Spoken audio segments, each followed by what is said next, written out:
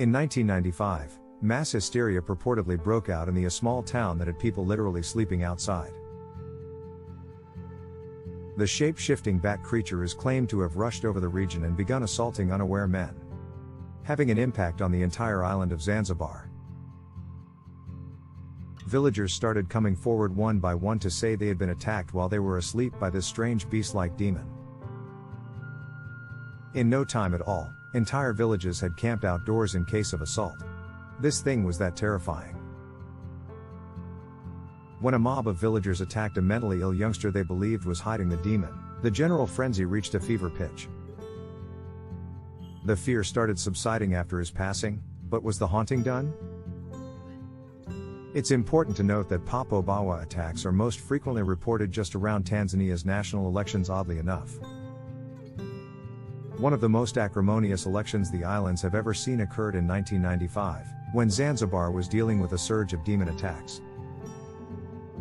The results of the elections are in doubt no matter what happens, claims Human Rights Watch scholar and researcher Ben Rollins.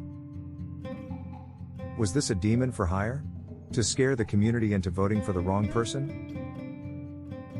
Elections in 2000 were such a nightmare that opponents of the rerun actually called for its cancellation, restart, and boycott. Even though the night demon or bat demon has been reported between elections, it makes sense that reports of demon sightings would rise amid tense political climates.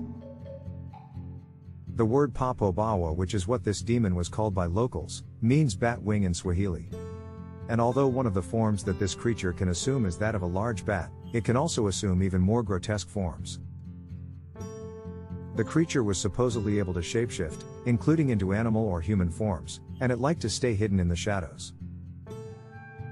Although it is more likely to attack its prey physically than most creatures, this evil spirit is more comparable to a shadow person than it is to a large cryptid like the Mothman.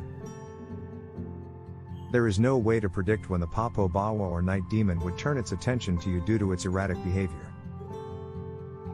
However, this shadow monster's foul odor can be picked up on easily. The Papo Bawa is sometimes said to have a strong sulfur smell that is followed by a smoky presence, according to people who have come close to it. Did Sam and Dean from Supernatural have it right? Black smoke and the smell of sulfur? Was this really a demon? Obviously, you should probably leave your home as soon as you smell sulfur to avoid inciting this demon's wrath. The Papo Bawa are known for their nighttime assaults, which can range from straightforward nightly attacks to more usual poltergeist activities. The sodomizing of both men and women is the Papo Bawa attack that is most feared. This really is like a story straight from hell. According to legend, the creature's sexual organ enlarges greatly during the attack, leaving the victim in excruciating pain the following day. The creature exclusively preys on victims while they are inside their homes, according to many Papo Bawa believers. Thus, if you sleep outside, you can avoid a run-in with the creature. Even though it's possible to spot this animal during the day, most Papo Bawa assaults are said to happen at night while the victim is in bed. The creature typically targets men, though it has also been known to harm women and kids. A Papo Bawa has been known to attack the entire family in the worst cases, even if only one member of the household rejects the existence of the creature. The creature won't leave the house until it has injured every member of the family. You face the risk of the Papo Bawa climbing into bed with you at night, and sitting on your chest if you choose to sleep in a bed while visiting Zanzibar. A Papo Bawa will perch on top of you, impeding your ability to get out of bed, much like the shadow people of the West. However, this demon will press on your chest until it crushes you rather than just holding you down. Many victims of this demon's attack say it made them gasp for air and they felt their ribs crunch beneath its weight on their chests. The greatest method to prevent being attacked by a Papo Bawa again is to talk to people about your experiences. The locals think that talking about the demon with other people lessens its influence on you and loosens its grip on you. The villagers with special powers who scream at the monster when they see it pass by are said to be the ones who can inflict the most harm on this demon. When this occurs, the other villagers start yelling at the demon as well, even if they can't see it, and eventually the demon leaves. The Papo Bawa is a relatively new addition to the supernatural world as far as demons are concerned. One of this creature's genesis stories, which is the most famous, dates back to the 1970s and is from 1995.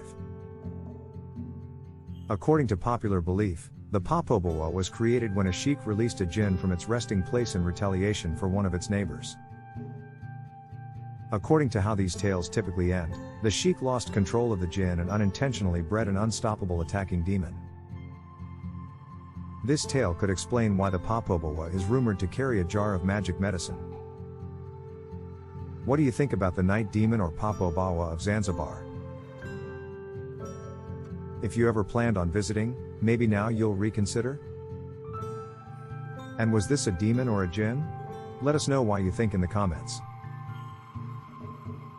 Until next time, don't forget to like and subscribe for more.